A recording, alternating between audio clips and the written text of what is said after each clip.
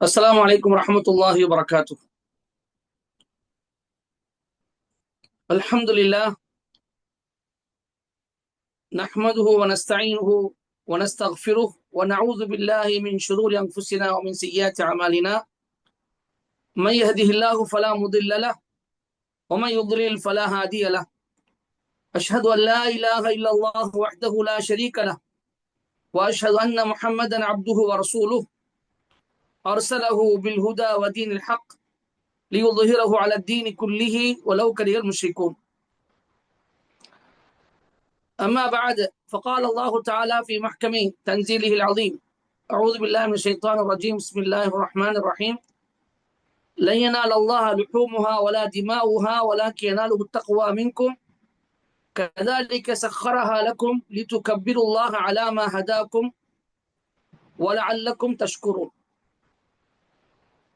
எல்லா புகழும் புகழ்ச்சியும் அண்ட சராசரங்களை படைத்து பரிபாலித்து ரட்சித்து காப்பாற்றக்கூடிய அல்லாஹ் ஒருவனுக்கு உரித்தாகட்டுமாக. அல்லாஹ்வுடைய சாந்தியும் சமாதானமும் அல்லாஹ் தூதர் முஹம்மது ஸல்லல்லாஹு அலைஹி வஸல்லம் அவர்கள் மீதும் அவர்களுடைய தோழர்கள், தோழியர்கள், குடும்பத்தார்கள், உறவினர்கள் என்ற அனைவர் மீதும் அவர்களை பின்பற்றி ஒழுகக்கூடிய, அவர்களை பின்பற்றி வாழக்கூடிய, இனி கியாமத் நாள் வரை வாழ தயாராக இருக்கக்கூடிய அத்தனை மூமினான ஆண் பெண்கள் மீதும் கியாமத் நாள் வரை உண்டாகட்டுமாக என்ற பிரார்த்தனைக்கு பிறகு என்னுடைய இன்றைய குத்துபா பிரசங்கத்தின் தமிழாக்கத்தை தொடங்குகின்றேன். ரப்பி ஷ்ரஹ் லி ஸத்ரி வ யஸ்ஸிர் லி அம்ரி வஹ்லுல் உக்ததம் மின் லிஸானி யஃப்கஹு கௌலி ரப்பி ஸித்னி இல்மா சுப்ஹானக லா இல்ம லனா இல்லா மா அல்லம்தனா இன்னக அன்தல் அலீமுல் ஹகீம். அன்பான சகோதர சகோதரிகளே, அல்லாஹ்வின் நல்லடியார்களே, ஹிதாயத் நேர்வழி என்ற தலைப்பின் கீழ் இன்று ஒரு அழகான உரை நிகழ்த்தப்பட்டது.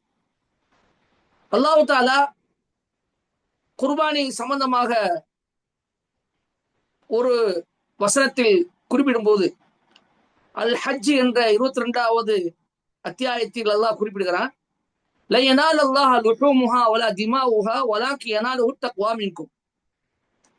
அந்த குர்பானி பிராணியுடைய இறைச்சியோ அல்லது இரத்தமோ நிச்சயம் ஒருபொழுதும் அல்லாஹ்வை சென்றடையாது.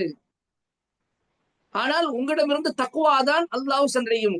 உங்களிடமிருந்து தக்குவா, இறையச்சம், இஹ்லாஸ், இதுதான் அல்லாஹ்வை சென்றடையும் என்று அல்லாஹ் சொல்லுகிறான்.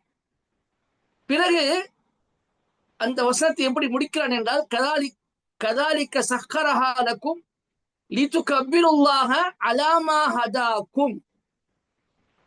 இவ்வாறுதான் அதை அவன் உங்களுக்கு வசப்படுத்தி கொடுத்தான். எதை? அந்த பிராணியை வசப்படுத்தி கொடுத்தான்.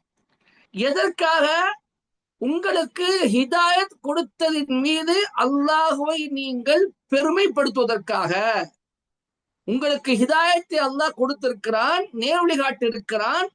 அந்த நேர்வழியின் மீது அல்லாஹ்வை நீங்கள் பெருமைப்படுத்துவதற்காக இந்த பிராணியை அவன் இவ்வாறே உங்களுக்கு வசப்படுத்தி கொடுத்திருக்கிறான் என்பதற்காகவும், வலஅல்லக்கும் தஷ்குரூன், நீங்கள் நன்றி உடையவர்களாக ஆக வேண்டும் என்பதற்காகவும் இவ்வாறு செய்கிறான் என்று அல்லாஹ் தஆலா குறிப்பிட்டு காட்டுகிறான்.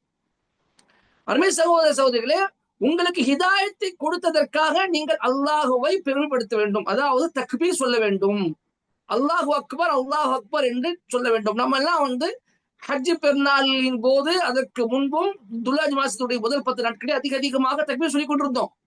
அப்போ அந்த ஹஜ்ஜி நாட்கள் உடைய அந்த இபாதத் மற்றும் குர்பானி, அதற்கு பிறகு பார்க்க போனால் அதிக 3வது இடத்தை பெறக்கூடிய ஒரு இபாதத் தான் தக்பீர் சொல்வது.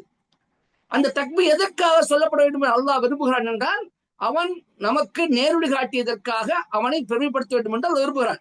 அப்ப அல்லாஹ் நமக்கு நேர்வழி காட்டியதற்காக அவனை என்ன செய்கிறோம்? நாம பெருமைப்படுத்தும் முகமாக அல்லாஹ் அக்பர், அல்லாஹ் என்று சொல்ல வேண்டும் என்று அல்லாஹ் நம்மை படிக்கிறான். அருமை சகோதர சகோதரி, அல்லாஹ்வின் நல்லடியார்களே, இந்த ஹிதாயத் என்பது மிகப்பெரிய நியாமத். அல்லாஹ்வுடைய நியாமத்தில் அருக்கொடைகள் ஒரு பொழுதும் எண்ண முடியாதது, கணிக்க முடியாதது. நாம் என்னதான் முயற்சி செய்தாலும் அல்லாஹ்வுடைய அந்த நியாமத்தை நம்மால் என்ன செய்ய முடியாது, கணித்துவிட முடியாது, எண்ணிவிட முடியாது. அந்த அளவுக்கு அல்லாஹ்வுடைய நியாமத்து அவருக்கு அருட்களை நம் மீது இருக்கின்றன. நம் மீது நம்முடைய தனிப்பட்ட உடல் ரீதியாகவும், வாழ்க்கை ரீதியாகவும், உலக ரீதியாகவும் என்று பலதரப்பட்ட நியாமத்து அல்லாஹ்வுடைய நியாமத்துகள் மீது இருக்கின்றன. அந்த நியாமத்துகள்ல மிக பெரிய பிரம்மாண்டமான இபாதத் ஒன்று இருக்கும் என்று சொன்னால் அது ஹிதாயத் என்ற நேர்வழியாகும். அந்த ஹிதாயத் என்பது இஸ்லாத்திற்காக உள்ளது, ஈமானுக்காக உள்ளது. இஸ்திகாமத், ஈமான் கொண்டது மட்டுமல்லாமல் அந்த ஈமான்ல உறுதியாக இருக்கக்கூடிய அந்த நிலைக்காக உள்ளதாக இருக்கின்றது. அதாவது அல்லாஹ் நமக்கு இஸ்லாத்தி பக்கம் நேர்வழி காட்டினார். இஸ்லாத்தி பக்கம் நேர்வழி காட்டிய பிறகு ஈமானின் பக்கம் நேர்வழி காட்டினார். ஈமானின் பக்கம் நேர்வழி காட்டிய பிறகு அந்த ஈமானில் உறுதியாக இருப்பதற்கு நேர்வழி காட்டினார். ஹிதாயத் என்று சொன்னாலே இந்த 3 விதமான விஷயங்கள் வந்து விடுகின்றன. அதாவது அல்லாஹ் நமக்கு அவனுடைய மார்க்கத்தை ஏற்றுக்கொள்வதற்கு ஹிதாயத்து கொடுக்க வேண்டும். பிறகு அந்த அல்லாஹ் மீது ஈமான் கொண்டு அதன்படி செயல்படுவதற்கு அவன் ஹிதாயத்து கொடுக்க வேண்டும்.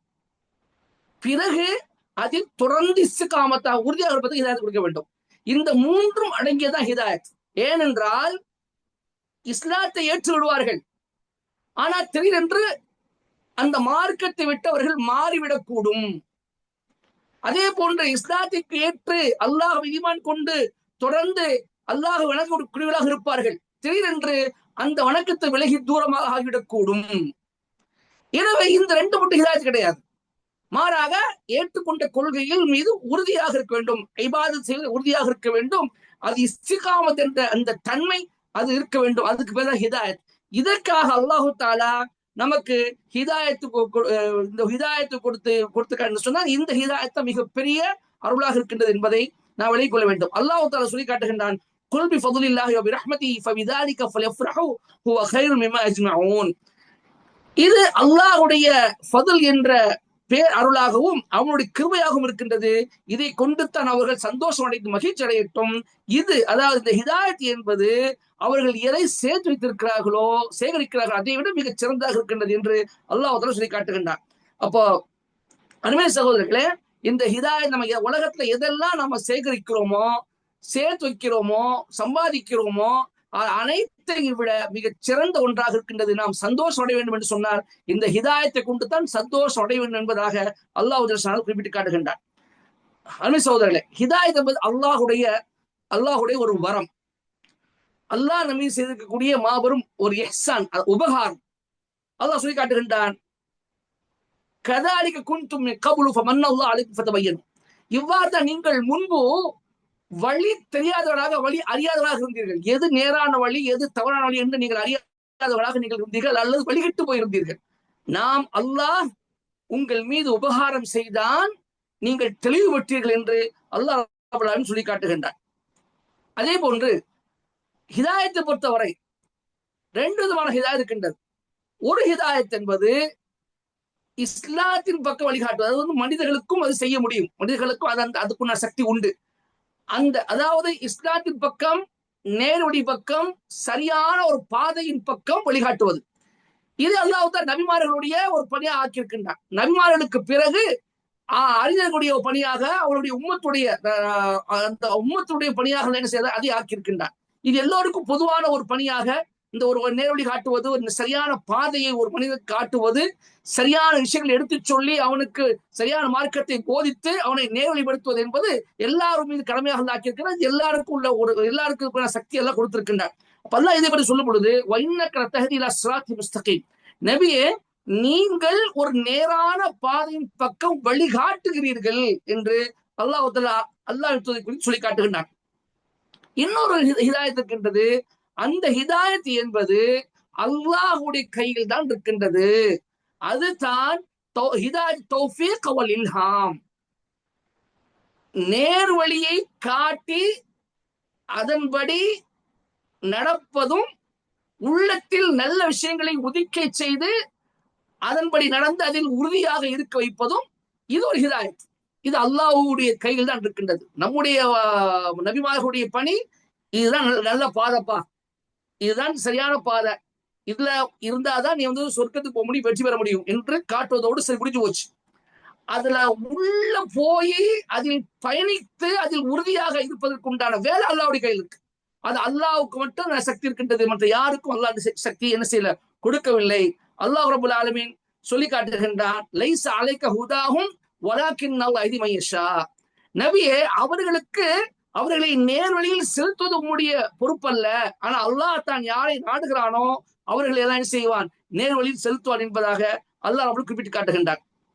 அதே போன்று எமுன் குஜராத்துடைய 17வது வசனம் அல்லாஹ் சொல்கின்றான், எமுன்னு அலைக்க அஸ்லமு குல்லா தமுன்னு அலை இஸ்லாமக்கும் பலில்லாஹு எமுன்னு அலைக்கும் அன் ஹதாக்கும் லில் ஈமானி இன் குன்து சாதிக்கின்.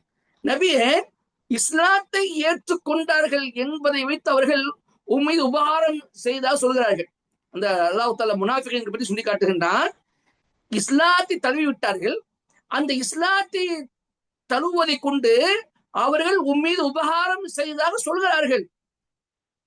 குல், நபியை சொல்கிறார்கள், லா தமுன்னு அலை இஸ்லாமுக்கும் பலில்லாஹு யமுன்னு அன் அலைக்கும் அன் ஹதாக்கும் ஈமான் இன் குன்தும் சாதிகீன். உங்களுடைய இஸ்லாத்தை கொண்டு என் மீது உபகாரம் செய்தா சொல்லாதீர்கள், மாறாக அல்லாஹ் தான் ஈமான் கொள்வதற்காக உங்கள் மீது என்ன செய்ய உபகாரம் செய்திருக்கிறார். ஈமான் கொள்வதற்குண்டான உபகாரத்தை அல்லாஹ் உங்கள் மீது செய்திருக்கிறார்.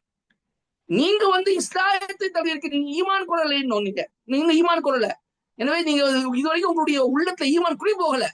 அல்லாஹ் அவங்க என்ன செய்திருக்கிறான், ஈமானுக்காக வேண்டி ஈமான் கொள்வதற்குண்டான ஒரு பாதையை உங்களுக்கு காட்டி, அந்த ஈமான் கொள்வதற்குண்டான ஒரு தௌஃபீக்கை, ஒரு கிருபையை உங்க மீது செய்து அல்லாஹ் என்ன செய்திருக்கிறான், உபகாரம் செய்திருக்கிறான் என்று நபி நீங்கள் அந்த மக்கள்கிட்ட சொல்லுங்க என்பதாக அல்லாஹ் சொல்லி காட்டுகிறான். அப்ப இந்த ஆயத்துல என்ன சொல்றான்னு சொன்னா, ஹிதாயத்து கிடைப்பது என்பது நபியை நீங்கள் செய்யக்கூடிய உபகாரம் அல்ல, இது அல்லாஹ் செய்யக்கூடிய உபகாரம். அல்லாஹ்வுடைய உபகாரத்தின் மூலமாக, உபகாரத்தின் காரணமாகத்தான் அவர் என்ன செய்கிறார்கள், நேர்வழி பெறுகிறார்கள் என்று அல்லாஹ் சொல்லி காட்டுகின்றார்.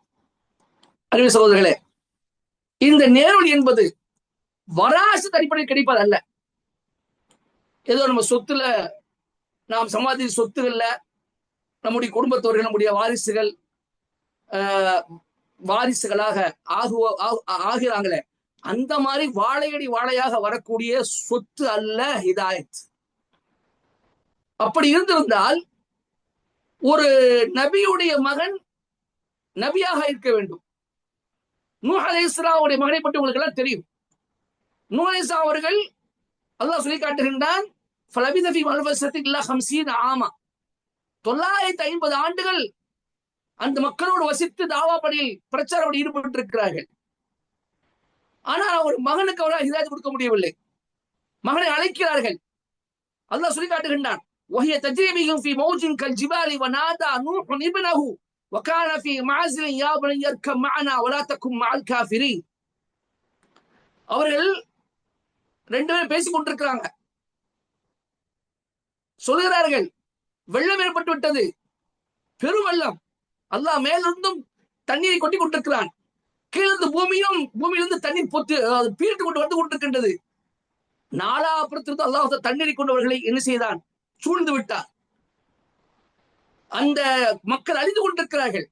அந்த நேரத்தில் தன்னுடைய மகனை நோக்கி, மகனே, யா புனைய இர்கம் மஅனா, அல்லாஹ் எங்களை தப்பித்து போக சொல்லி இருக்கிறான், எனவே எங்களோடு சேர்ந்த நீனும் இந்த கப்பலில் ஏறிக்கொள், தப்பித்துக் கொள்ளலாம் என்று சொல்ல பொழுது, அவலாத்தக்கும் மால் காஃபிரீன், நீ வந்து காவிரில் ஒருவராக ஆகிவிடாது என்று சொல்கிறார்கள். அதுக்கு அவன் சொன்னான், காலன் சஆவிலா ஜபல் யாசிமுன் மினன்னா, உங்களை எல்லாம் நான் ஏற்றுக்கொள்ள முடியாது, உங்களோட நான் வர முடியாது, நான் இந்த மலைக்கு மேலே ஏறி என்னை நானே காத்துக் கொள்வேன், இந்த மலை என்னை இந்த வெள்ளத்திலிருந்து, அந்த பெருவெள்ளத்திலிருந்து என்னை காப்பாற்றிக் கொள்ளும் என்று அவன் சொன்னான். அல்லாஹ் அவர்கள் சொன்னார்கள், காலலா ஆசிவ யௌம மின் அம்ரில்லாஹி இல்லா மன் ரஹீம், இல்ல, இன்றைய தினம் அல்லாஹ்வை தவிர வேறு யாரும் உன்னை காப்பாற்ற முடியாது என்று சொல்லிக் கொண்டிருக்கிற பொழுதே, வஹால பைனஹுல் மௌஜு ஃபகான மினல் முகரகீன், அந்த ரெண்டு பேருக்கு மத்தியில ஒரு மாபெரும் அலை ஒன்று வந்தது, அவர்களுக்கு முன்பாக அவனை வந்து மூழ்கடித்து விட்டு சென்றது என்று அல்லாஹ் தான் சொல்லி காட்டுகின்றான். அந்த அவனை வாரி சுட்டி கொண்டு சென்றது அந்த அலை, மூழ்கடிக்கப்பட்டான். நூஹ் அலைஹிஸ்ஸலாமுடைய கண்களுக்கு முன்பாக மூழ்கடிக்கப்பட்டான். அப்போ அல்லாஹ் சொல்லி காட்டுகின்றான், ஹிதாயத்து வராசத் அடிப்படையில கிடைக்கும் என்று சொன்னால் நூஹுடைய மகனு கிடைத்திருக்கணும். அதே போன்று இந்த ஹிதாயத் என்பது சொந்த அடிப்படையில் உறவு அடிப்படையில் கிடைப்பது அல்ல. உறவு அடிப்படையில் ரசூல் ஸல்லல்லாஹு அலைஹி வஸல்லம் அவர்கள் ஒரு நபியாக இருந்திருக்கிறார்கள் என்றால் அவர்களுடைய உறவுகள் அனைத்தும் அனைவரும் என்ன செய்திருக்கணும்? ஹிதாயத்து பெற்றிருக்கணும். ஆனா இல்ல. அப்ப ஒரு உறவின் அடிப்படையிலும் ஹிதாயத்து ஒரு கிடைக்காது. எப்படி வராசத் அடிப்படையில வாரிசுரிமை அடிப்படையில ஒரு ஹிதாயத் ஒருவருக்கு கிடைக்காதோ அதே போன்று உறவின் அடிப்படையிலும் ஹிதாயத் ஒரு கிடைக்காது. அப்படி இருக்கும் என்று சொன்னால் ரசூல் ஸல்லல்லாஹு அலைஹி வஸல்லம் பெரிய தந்தை அபூ தாலிபு கிடைத்திருக்க வேண்டும். நபி ஸல்லல்லாஹு அலைஹி வஸல்லம் அவர்கள் அபூ தாலிபை பற்றி வருகின்றது. ரசூல் ஸல்லல்லாஹு அலைஹி வஸல்லம் அவர்கள் இந்த பிரச்சார பணியை தொடங்கிய போது அபூ தாலிப் அவர்கள் மிகச் சிறந்த துணையாக இருந்தார்கள். பல விதமாக அவர்களை காத்தார்கள், பக்கபலமாக இருந்தார்கள்.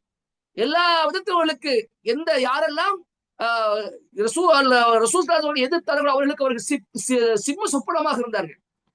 தன்னுடைய மகனை கண்ணின் இமை போல் பாதுகாத்தார்கள். எல்லா விதமான ஆபத்தும் அவர்கள் காத்தார்கள். சுருக்கமாக சொல்ல போனால் அல்லாஹ்வினுடைய ஏகத்துவ பிரச்சாரத்துக்கு மிக உறுதுணையாக இருந்தார்கள். அப்படிப்பட்ட தன்னுடைய பெரிய தந்தை இஸ்லாத்தை ஏற்றுக்கொள்ளாமல் காஃபிராகவே மன்னிக்கிறார்களே என்ற ஒரு கவலை ரசூலுல்லாஹ்வுக்கு இருந்தது. நபி ஸல்லல்லாஹு அலைஹி வஸல்லம் அவர்கள் அவருடைய மரண தருவாயில் போய் அவர்களிடம் சொல்கிறார்கள், என்னுடைய அருமை தந்தையே, என்ன அவங்க சொல்றாங்க, யா அம்மி, என்னுடைய அருமை பெரிய தந்தை அவர்களே, குல் லா இலாஹ இல்லல்லாஹ் கலிமத்தன் உஹாஜ்ஜு லக பிஹா இன்தல்லாஹ். லா இலாஹ இல்லல்லாஹ் அந்த கலிமாவை நீங்கள் மொழிந்து சொல்லிவிடுங்கள். அந்த கலிமாவுக்காக, அந்த கலிமா சொன்னதற்காக நான் அல்லாஹ்விடம் உங்களுக்காக வாதிப்பேன், விவாதம் செய்வேன், உங்களுக்காக விவாதிப்பேன் என்று ரசூல் ஸல்லல்லாஹு அலைஹி வஸல்லம் தன்னுடைய பெரிய தந்தைக்கு சொல்றாங்க. அப்ப அந்த மரண தருவாயில அந்த இடத்துல அப்துல்லா பின் அபி உமையாவும் அபூஜரும் அங்கே ஒரு ஓரமா உட்கார்ந்து இருக்கிறாங்க.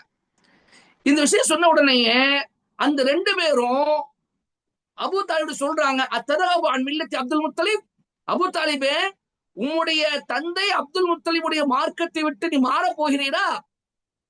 நீ அபூ தாலிப் தந்தையுடைய மார்க்கத்தை விட்டு விட்டு மரணித்தார் என்ற கெட்ட ஒரு சொல்லை கேட்க போகிறீரா என்று அவர்கள் சொல்கிறார்கள். பிறகு ரசூல் ஸல்லல்லாஹு அலைஹி வஸல்லம் மீண்டும் சொல்கிறார்கள், என்னுடைய தருமை தந்தையே, லா இலாஹ இல்லல்லாஹ் என்பதை நீங்கள் சொல்லிவிடுங்கள், உங்களுக்காக அல்லாஹ்விடம் நான் வாதாடுவேன். அபூ தாலிப் ரெண்டு பேரும் திரும்பி பார்க்கிறாங்க. அந்த ரெண்டு திரும்பவும் சொல்றாங்க, உங்களுடைய மார்க்கத்தை, உங்களுடைய மூதாதையர் மார்க்கத்தை விட்டு விட்டு மரணிக்க நீ ஆசைப்படுகிறீரா? மக்கள் எல்லாம் அபூ தாலிப் மூதாதையர் மார்க்கத்தை விட்டு மரணித்து விட்டார் என்று உம்மை கடுஞ்சொல் சொல்வதற்கு நீ ஆசைப்படுகிறீரா என்று அவர்கள் மீண்டும் சொல்கிறார்கள். உடனே அபூ தாலிப் அவர்கள் சொன்னார்கள், என்ன சொன்னார்கள் என்றால், ஹுவ அலா மில்லத்தி அப்துல் முத்தலிப். இல்லை மகனே, நான் சொல்ல மாட்டேன், நான் அப்துல் முத்தலிபுடைய மார்க்கத்தில் தான் நிலைத்திருப்பேன் என்று சொன்னார்கள். இதான் கடைசி வார்த்தையாக இருந்தது. லா இலாஹ இல்லல்லாஹ் என்று சொல்வதை அவர்கள் மறுத்து விட்டார்கள் என்பதாக சரித்திரம் சொல்லி காட்டு, வரலாறு சொல்லி காட்டுகின்றது. இன்னும் ஒருபடி மேல போய் அருமை சகோதர சகோதரிகளே, அபூ தாலிப் அவர்கள் ஒரு கவிதை பாடுகிறார்கள். அந்த கவிதையில தன்னுடைய மகன் கொண்டு வந்த அந்த மார்க்கம் தான் உண்மையான மார்க்கம் என்பதை அவர்கள் பறைசாற்றுகிறார்கள். அந்த கவிதை நீங்க பாருங்க, உலகத் அலிம்து பிஅன்ன தீன முஹம்மதின் மின் கைரி அத்யானில் பரியதி தீனன். நிச்சயமாக முஹம்மதுடைய மார்க்கம் தான் மனிதர்கள் ஏற்றுக்கொள்ளக்கூடிய மார்க்கங்களிலே மிகச் சிறந்த மார்க்கம் என்பதை நான் நிச்சயமாக அறிந்து விட்டேன். லௌலல் மலாமத்து அவ் ஹிதாரு மஸப்பத்தின் லவஜத்தனி சம்ஹன் பிதாயிக்கு முபீனன். என்னை இவர்கள் எல்லாம் நிந்திப்பார்கள், இந்த மக்கள் நிந்திப்பார்கள் அல்லது என்னை திட்டுவார்கள், ஏசுவார்கள் என்ற அச்சம் மட்டும் எனக்கு இருந்திருக்காவிட்டால் தெளிவான அந்த மார்க்கத்தின் பக்கம் முந்தி செல்வனாக நீங்கள் என்னை பார்த்திருப்பீர்கள் என்று அபூ தாலிப் அவர்கள் கவிதையாக பாடுகிறார். அப்ப இது என்ன சொல்றாங்கன்னு சொன்னா, அவங்களுக்கு இந்த மார்க்கம் தான் உண்மையான மார்க்கம் என்று தெரியும். தான் இருக்கக்கூடிய மார்க்கம் உண்மையான மார்க்கம் அல்ல என்பதை அவர்கள் உணர்ந்து கொண்டார்கள். ஆனாலும் அந்த இனவெறியின் காரணமாக அந்த மக்கள் மற்றவர்களும் அவர்களை அந்த கலிமாவை சொல்ல விடாமல் தடுத்ததன் காரணமாக அவர்கள் பயந்து போய் மௌத்துக்கு பிறகு தனக்கு கெட்ட பெயர் வந்துவிடுமோ, தன்னுடைய குடும்பத்தில் தன்னுடைய அந்த பரம்பரையில் கெட்ட பெயர் வந்துவிடுமோ என்ற அச்சத்தில் என்ன செய்தார்கள், அவர்கள் இஸ்லாத்தை ஏற்றுக்கொள்ளவில்லை. அப்பொழுது அல்லாஹு தாலா ஒரு வசத்தை இறக்குகின்றான். அப்போ இந்த வார்த்தையை சொன்ன உடனேயே ரசூல் ஸல்லல்லாஹு அலைஹி வஸல்லம் அவர்கள் சொல்றாங்க, அஸ்தக்ஃபிரன்ன லக மாலம் உன்ஹ அன்க. என்னுடைய அருமை தந்தையே, உங்களுக்காக நான் அல்லாஹ்விடம் பாவமன்னிப்பு கோருவேன், உம்மிடமிருந்து எல்லாம் நான் தடுக்கப்படாத வரை. அதாவது நீங்க தடுக்கப்படாத வரை, அதை விட்டும் நான் தடுக்கப்படாத வரை என்ன செய்வேன், தொடர்ந்து உமக்காக நான் பாவமன்னிப்பு கேட்டுக்கொண்டே இருப்பேன் என்று அவர்கள் சொன்ன போது அல்லாஹு தஆலா ஒரு வசதி இறக்கி வைக்கின்றான். மா கான நபிய்யி வல்லதீன ஆமனு அன் யஸ்தக்ஃபிரு லில் முஷ்ரிக்கீன வலவ் கானு உலி குர்பா மின் பஅதி மா தபய்யன லஹும் அன்னஹும் அஸ்ஹாபுல் ஜஹீம். எந்த ஒரு நபிக்கும் எந்த ஒரு மூமின்களுக்கும் முஷ்ரிக்கீன்களுக்காக பாவமன்னிப்பு கோருவது ஆகுமானதல்ல, அவர்கள் நெருங்கிய உறவினராக இருந்தாலும் சரியே என்ற ஒரு வசத்தையும் அந்த வசத்தில் இறக்கி வைக்கின்றான். அதே இன்னொரு வசத்தை அல்லாஹ் இருக்கிறான், இன்னக லா தஹ்தி மன் அஹ்பப்த வலாக்கின்னல்லாஹ் யஹ்தி மன் யஷா.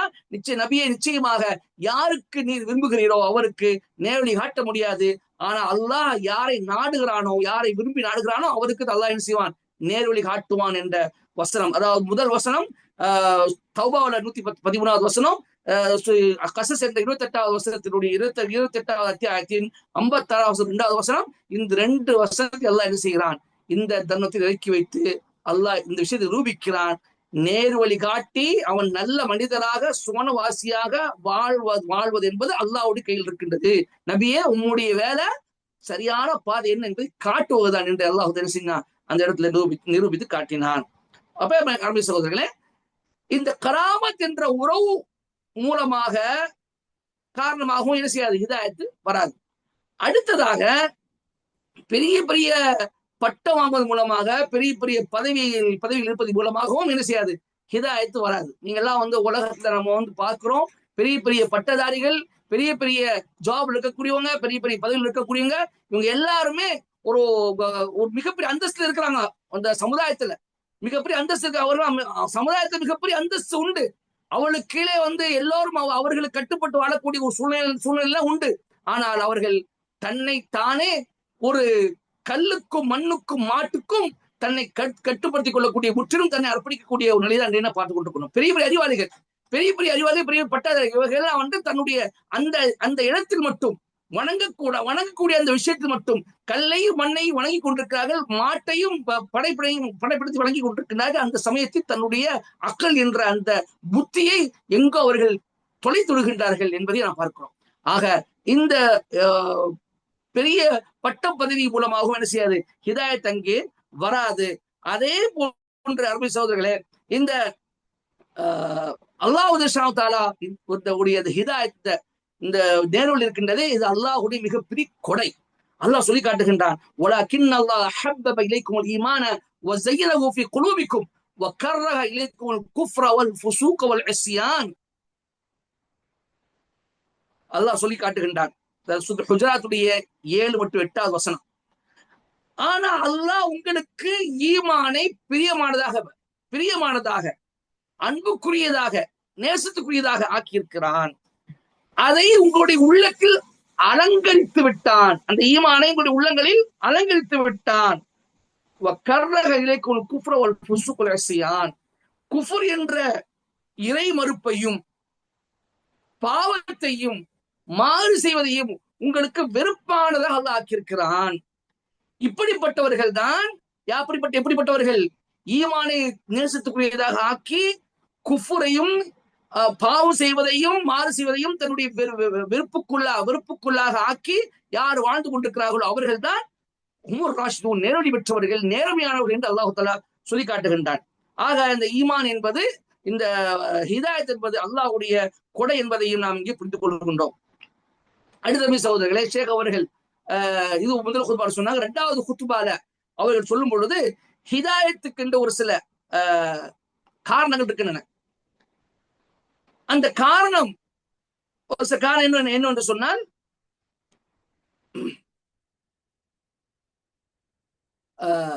அல்லாஹ்வுடைய தௌஹீத், அல்லாஹ் மீது உள்ள ஈமான், இது ஒரு மனிதனுடைய வாழ்க்கையில் குடிகொண்டு விட்டால், இந்த மனிதனுடைய வாழ்க்கை அந்த ஈமான் அல்லாஹ்வுடைய தௌஹீத் என்ற அந்த ஏகத்துவம் மனிதனுடைய வாழ்க்கையில் வியாபித்து விட்டால், அது அவனுக்கு ஒரு ஹிதாயத்தை அவனுடைய உள்ளத்துக்கு கொடுத்து விடும். அல்லாஹ் சொல்லி காட்டுகின்றான், யார் அல்லாஹ் மீது ஈமான் கொள்கிறார்களோ அல்லாஹ் என்ன செய்வான், அவனுடைய கல்புக்குடைய உள்ளத்துக்கு நேரடி காட்டுவான். அதே போன்று இரண்டாவது காரணம் என்னவென்றால், அல்லாஹ்வின் பக்கம் மனிதன் திரும்புவது, அல்லாஹ்விடம் மன்றாடுவது, கெஞ்சுவது, இதுவும் ஹிதாயத்து கிடைப்பதற்கு ஒரு காரணமாக இருக்கின்றது. அல்லாஹ் சொல்லி காட்டுகின்றான், யா இபாதி குல்லுக்கும் தாலின் இல்லா மன் ஹதைது, என்னுடைய அருமை என்னுடைய அடியார்களே, நீங்கள் எல்லோரும் வழி தவறியவர்கள், ஆனால் யாருக்கு நான் நேர்வழி காட்டினேனோ அவர்களை தவிர. அல்லாஹ்வுடைய ஹதீஸ் குத்ஸி, ஃபஸ்தஹதூனி அஹ்திக்கும், எனவே என்னிடம் நீங்கள் நேர்வழியை கேட்டு பெறுங்கள், உங்களுக்கு நான் நேர்வழியை காட்டுகிறேன் என்று அல்லாஹ் சொல்வதாக ரசூலுல்லாஹ் சொல்லி காட்டுறாங்க. முஸ்லிம்ல பதிவு செய்யப்பட்ட ஒரு விஷயம். மூன்றாவதாக குர்ஆன், குர்ஆனை பற்றி பிடிக்க வேண்டும். குர்ஆனை நம்முடைய வாழ்வு வசந்தமாக கொள்ள வேண்டும். நம்முடைய வாழ்க்கையில் மிக பெரிய ஒரு பகுதியை குர்ஆனுக்காக ஒதுக்க வேண்டும், குர்ஆனோடு தொடர்புடையதாக இருக்க வேண்டும். அல்லாஹ் சொல்லி காட்டுகின்றான், இன்ன ஹாதல் குர்ஆன யஹ்தி லில்லதி ஹி அக்வம் வ யுபஷ்ஷிரு முஃமினீன அல்லதீன யஅமலூன ஸாலிஹாத்தி அன்ன லஹும் அஜ்ரன் கபீரா வ அன்ன அல்லதீன லா யுமினூன பில் ஆখিরাতি அஸாபன் அலீமா. நிச்சயமாக இந்த குர்ஆன் யஹ்தி லில்லதி ஹி அக்வம், மிக சிறந்த, அதாவது மிக நேரான, மிக்க நேரான ஒரு பாதைக்காக இந்த குர்ஆன் வழிகாட்டுகிறது. அத சொல்றான், இந்த குர்ஆன் என்பது மிக்க உறுதியான, மிக்க நேரான, மிக்க சீரான, சரியான பாதையின் பக்கம் என்ன செய்யுது, இது நேரடி காட்டுகின்றது. மூமின்களுக்கு மிக பெரிய ஒரு நற்கூலி இருக்கிறது என்றும், ஈமான் கொள்ளாத மக்களுக்கு மிகப்பெரிய தண்டனை இருக்கிறது என்றும் இது நச்சை சொல்கின்றது, அச்சமுடைய எச்சரிக்கை செய்கிறது என்பதாக அல்லாஹ் தஆலா சொல்லி காட்டுகின்றான். அதே போல நம்பி சகோதரர்களே, இந்த இந்த ஹிதாயத்துக்குண்டான இன்னொரு முக்கியமான ஒரு காரணம் என்னன்னு சொன்னால், ஒரு நல்ல நட்பை தேர்ந்தெடுத்துக் கொள்வது. ஒரு நட்பு, ஒரு நண்பர் நல்ல விஷயங்களை சொல்லி நமக்கு நல்ல பாதையை காட்டுவதற்குண்டான எல்லா விதமான உபதேசங்களையும் செய்து நல்வழிப்படுத்தக்கூடிய ஒரு நண்பன், அதாவது நம்மை சிரிக்க வைத்து பல கதைகளை சொல்லி கேலி கிண்டல் செய்து பொழுதுபோக்கு அம்சங்களில் ஈடுபடுத்தக்கூடிய 100 நண்பர்களை விட சிறந்தவர். ரசூல் ஸல்லல்லாஹு அலைஹி வஸல்லம் சொல்லி காட்டுகின்றார்கள், ஃபஅன் அபீ மூஸா ரலியல்லாஹு அன்ஹு அன் நபி ஸல்லல்லாஹு அலைஹி வஸல்லம் قال مثل جليس الصالح والسوء كحامل المسك ونافخ الكير. ரசூல் ஸல்லல்லாஹு அலைஹி வஸல்லம் அவர்கள் ஒரு நல்ல நண்பன் மற்றும் தீய நண்பனுக்கு நான் உதாரணத்தை சொல்லும் பொழுது, ஒரு மிஸ்க் என்ற அந்த கஸ்தூரியை சுமந்து செல்லக்கூடிய ஒருவனுடைய உதாரணத்தையும், அதே போன்று அந்த கொல்லன், நெருப்பை மூட்டக்கூடிய கொல்லனுடைய உதாரணத்தை சொல்லி காட்டினாங்க. நல்ல நண்பனுக்கு மிஸ்க் என்ற அத்தர் வாசனை திரவியத்தை சுமந்து செல்லக்கூடியவனையும், இந்த தீய நண்பனுக்கு ஒரு கொல்லனையும் என்ன செஞ்சாங்க ரசூல் ஸல்லல்லாஹு அலைஹி வஸல்லம் அவர்கள் உதாரணம் கூறினார்கள். சொன்னாங்க, இந்த வாசனை திரவியத்தை சுமந்து செல்லக்கூடியவன் அவனிடம் நீ சென்றால், ஒன்று அவனிடம் அதை நீ வாங்குவாய், விலை கொடுத்து வாங்குவாய், அல்லது விலை கொடுத்து வாங்காவிட்டாலும் நீ அவனை விட்டு பிரிந்து சென்றாலும் அந்த மனம், அந்த வாசம் உன்னிடம் இருந்து கொண்டே இருக்கும். அந்த வாசனை தவிர அந்த நல்ல அத்தருடைய அந்த வாசம் உன்னிடம் இருந்து கொண்டே இருக்கும். இது நல்ல நண்பனின் உதாரணம். ஆனால் கெட்ட நண்பனின் உதாரணம் என்னன்னு சொன்னால், நீ அவனிடம் சென்றால், அந்த கொல்லன் பக்கம் அவனிடம் நீ சென்றால், ஒன்று அந்த தீ ஜுவாலை உன்னுடைய ஆடையை எரித்துவிடும், அல்லது அதனுடைய மோசமான அந்த வாசனை நீ உணர்வாய். நீ அங்கிருந்து அவனை பிரிந்து வந்தாலும் அந்த மோசமான வாசனை தான் உன்னிடம் நீடிக்கும் என்று ரசூல் ஸல்லல்லாஹு அலைஹி வஸல்லம் சொல்லி காட்டுகிறார்கள். புகாரி மற்றும் முஸ்லிம்ல இந்த ஹதீஸ் இடம்பெறுகின்றது. அப்போ ஹிதாயத்தை பெறுவதற்கு காரணமாக அமையக்கூடியவன் ஒரு நல்ல நண்பன். எனவே நல்ல நட்பை நாம் வளர்த்துக் கொள்ள வேண்டும். கடைசியாக அல்லாஹ் சுப்ஹானஹு வ தஆலா இந்த ஹிதாயத்தை பெற்று நல்வழியில் வாழ்ந்து மிகச் சிறந்தவர்களாக உலகத்தில் வாழ்ந்து அல்லாஹ்வுக்கு பிடித்தமானவர்களாக தெரிந்து நல்லவர்களாக மரணித்தவர்கள் சோர்வாசிகளாக ஆகிவிட்ட பிறகு அவர்கள் அல்லாஹுக்காக நன்றி செலுத்தும் முகமாக அவர்கள் சொல்லக்கூடிய வார்த்தை அல்ஹம்துலில்லாஹ் அல்லதி ஹதானா லிஹாதா. இப்படிதான் பிரார்த்திப்பாங்க, இப்படிதான் அல்லாஹ் புகழ்வார்கள். இதற்காக எங்களுக்கு நேரடி காட்டிய, இந்த சூனத்துக்காக எங்களுக்கு நேரடி காட்டிய அந்த அல்லாஹ்வுக்கு எல்லா புகழும். ஒமா குன்னாலி நஹ்ததி லௌலா அன் ஹதான அல்லாஹ். அல்லாஹ் மட்டும் எங்களுக்கு இந்த நேரடி காட்டாவிட்டால் நாங்கள் இந்த வழியை பெற்றிருக்க மாட்டோம் என்று அவர்கள் சொல்வார்கள் என்பதாக அல்லாஹ் சொல்லி காட்டுகிறார். அப்ப சோனவாசிகள் அங்கே சொல்லி அங்கே ஒத்துக்கொள்ளக்கூடிய விஷயம், அல்லாஹ் தான் எங்களுக்கு நேரடி காட்டினார். அந்த நேரடி காட்டியதன் மூலமாகத்தான் நாங்கள் உலகத்துக்கு நல்லவர்களாக சாலிஹீன்களாக வாழ்ந்தோம். அதன் மூலமாகத்தான் இந்த சூனத்தை நாங்கள் பெற்றிருக்கிறோம் என்று அவர்கள் அங்கே சென்று ஒத்துக்கொள்வார்கள். மற்ற எதையும் சொல்லி அவர்கள் போட மாட்டார்கள், இதைத்தான் சொல்லி கொள்வார்கள் என்று அல்லாஹ் சொல்லி காட்டுகின்றார். அப்ப அருமை சகோதரர்களே, இந்த ஹிதாயத் என்பது மிக முக்கியமான ஒரு அம்சமாக இருக்கின்றது. இது தவிர இதை தவிர வேறு எதுவுமே உலகத்துல மிகப்பெரிய ஒரு நியமத்தாக இல்லை. எனவேதான் நாம் ஒரு நாளைக்கு 17 தடவை ஃபர்லான தொழுகைகளில் 17 முறை இஹ்தின ஸிராத்தல் முஸ்தகீம் என்று சொல்வதற்கு, துஆ செய்வதற்கு நாம் கட்டளையிடப்பட்டிருக்கின்றோம். ஃபர்ல் தொழுகை எடுத்துக்கொண்டால் மொத்தம் 17 ரக்காத்து ஒரு நாளைக்கு. அந்த 17 ரக்காத்துக்கு என்ன செய்யறோம்? இஹ்தின ஸிராத்தல் முஸ்தகீம் என்று நாம் சொல்லிக்கிட்டே இருக்கிறோம், ஒரு நாளைக்கு சொல்கிறோம். சுன்னத் தொழுகை எடுத்துக்கொண்டால், முன்பின் சுன்னத்து தொழுகையை எடுத்துக்கொண்டால் கிட்டத்தட்ட உங்களுக்கு 29 முறை வருகின்றது. வித்ர் தொழுகையை சேர்த்து கொண்டோம் என்று சொன்னால் 32 முறை 33 முறை வருகின்றது. துஹா போன்ற தொழுகை எடுத்துக்கொண்டால் கிட்டத்தட்ட 40க்குள்ள ஒரு நாளைக்கு ஃபர்ல் தொழுகை மற்றும் சுன்னத்து தொழுகை மற்றும் நஃபில் தொழுகைகள் இது எல்லாம் நாம கணக்கு வச்சு பார்க்க போனால் அந்த கோடி 40க்குள்ளாக 30 முதல் 40 வரைக்கும் உள்ள அந்த எண்ணிக்கையில் நாம இஹ்தின ஸிராத்தல் முஸ்தகீம், யா அல்லாஹ் எங்களுக்கு நேரான பாதை காட்டுவாய் என்று துஆ செய்து கொண்டே இருக்கின்றோம். எனவே அல்லாஹ் ரப்பல் ஆலமீன் நாம செய்யக்கூடிய பிரார்த்தனைகளை அதிகமாக நாம கேட்கக்கூடிய, நம்மை அறியாமலே கேட்கக்கூடியது, அறிந்தும் அறியாமல் நாம் அல்லாஹ் கேட்கக்கூடிய ஒரே ஒரு பிரார்த்தனை, அல்லாஹ் எங்களுக்கு நேரடி காட்டுவாயாக, நேரடி காட்டிய பிறகும் அந்த நேரடி நிலைத்திருக்க செய்வாயாக, கடைசி மூச்சுள்ளவரை அதில் உறுதியாக இருக்க செய்வாயாக என்றுதான் பிரார்த்திக்கிறோம். எனவே இந்த இந்த இந்த துஆவை நாம் விட்டுவிடக் கூடாது. மிக மிக முக்கியமான துஆ. நேரடி அல்லாஹ் நமக்கு காட்டி விடுவான். காட்டிய பிறகு அந்த நேர்வழியிலிருந்து நாம் பிசகி விடக்கூடாது. இதான் மிக மிக முக்கியம். அல்லாஹ் அதையும் நமக்கு சொல்லி தருகிறான் குர்ஆன்ல. ரப்பனா லா துஸிக் குலூபனா பஅத இத் ஹதைத்தனா வஹப் லனா மின் லதுன்க ரஹ்ம இன்னக அன்தல் வஹ்ஹாப். யா அல்லாஹ், எங்களுக்கு நீ ஹிதாயத்தை காட்டிய பிறகு எங்கள் இதயங்களை நீ பிசையிடச் செய்யாதே. இந்த ஹிதாயத்திலிருந்து அந்த நேர்வழியிலிருந்து எங்கள் இதயங்களை நீ பிசையிடச் செய்யாதே. யா அல்லாஹ், வஹப் லனா மின் லதுன்க ரஹ்ம, உன் புறத்திலிருந்து கிருபையை, கருணையை, அருளை எங்களுக்கு கொடையளிப்பாயாக என்ற அந்த துஆவை எல்லாம் நமக்கு கற்றுத்தருகிறான். அந்த துஆவை நாம் அதிகம் செய்து கொண்டே இருக்க வேண்டும். யா ரப்பனா லா துஸிக் குலூபனா பஅத இத் ஹதைத்தனா வஹப் லனா மின் லதுன்க ரஹ்ம இன்னக அன்தல் வஹ்ஹாப் என்ற துஆவை அதிகம் செய்து கொண்டே இருக்க வேண்டும். வல்லல்லாஹு ரப்புல் ஆலமீன் எந்த நேர்வழி என்ற அந்த அல்லாஹ்வுடைய அருட்கொடையை நாம் சுவாசிக்கிறோமோ அதில் தொடர்ந்து கடைசி மூச்சுள்ளதை உறுதியாக இருப்பதற்குண்டான நற்பாக்கியத்தை சொல்லக்கூடிய எனக்கு உங்களுக்கும் தந்தல்வானாக என்று கூறி முடிக்கின்றேன். வாஹிர் தாவான் அல்ஹம்துலில்லாஹி ரப்பில் ஆலமீன். வஸ்ஸலாமு அலைக்கும் வரஹ்மத்துல்லாஹி வபரகாத்துஹு.